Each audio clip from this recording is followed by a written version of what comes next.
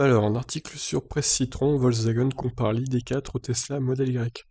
Ce document interne à la marque de Wolfsburg compare en détail le ID4, son nouveau SUV électrique, au Tesla Model Y. Par le passé, les dirigeants de Volkswagen avaient précisé que l'ID4 allait concurrencer les Toyota RAV4 et Honda CR-V, mais sans surprise, il semblerait qu'ils aient également Tesla en ligne de mire. En effet, le patron de Volkswagen, Herbert Diess, a récemment affirmé qu'il avait essayé le Model Y et qu'il le considérait comme un modèle de référence pour le développement des futurs modèles 100% électriques de Volkswagen.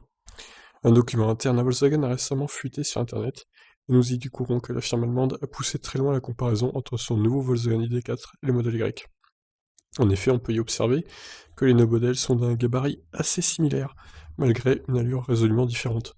Volkswagen note toutefois que l'ID4 est 17 cm plus court que le Model Y, tout en offrant 6 cm de plus d'espace à bord pour les passagers.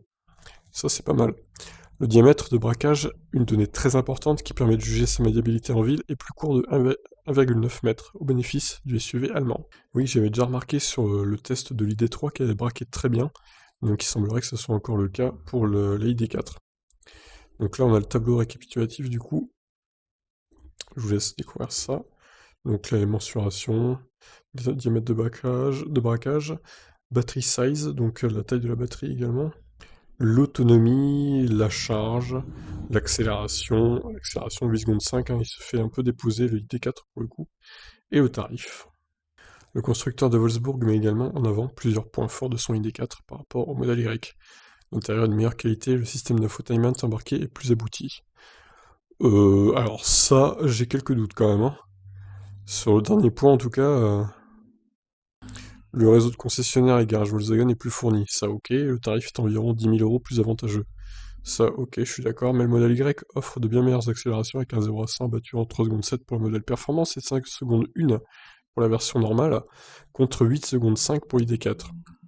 Tesla possède aussi un avantage indéniable avec son réseau de recharge rapide, avec les superchargeurs, et quant au sujet de l'autonomie, il est encore un peu tôt pour se prononcer car Tesla n'a pas encore homologué son modèle Y pour l'Europe, conformément aux normes du WLTP.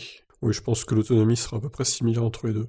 Récemment présenté, le nouveau Volkswagen ID4 est le tout premier SUV 100% électrique, donc bon, après il nous récapitule du coup des caractéristiques. Donc voilà, euh, c'est un intéressant comparatif pour le coup, au moins on y voit plus clair on va dire.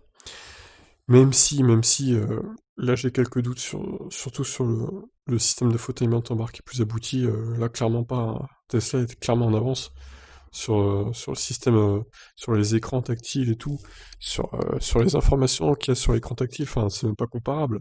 Moi j'ai fait le test de l'ID3, j'étais complètement paumé dans ce système d'infotainment qui est pas du tout intuitif en fait. Donc là pour le coup je crois que Volkswagen, ici ils font un peu erreur. Mais bon, en tout cas le comparatif est là. Le ID4 semble un peu plus habitable que le modèle Y, bien qu'il soit plus court, donc ça c'est un bon point pour le coup. Le diamètre de braquage aussi qui est meilleur. Quant à l'autonomie, la recharge, bon, ça sera similaire je pense.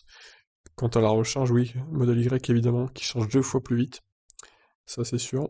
Et il accélère plus fort aussi, et l'ID4 sera moins cher. Voilà pour le comparatif. Je vous laisse réagir, qu'en pensez-vous? Ciao.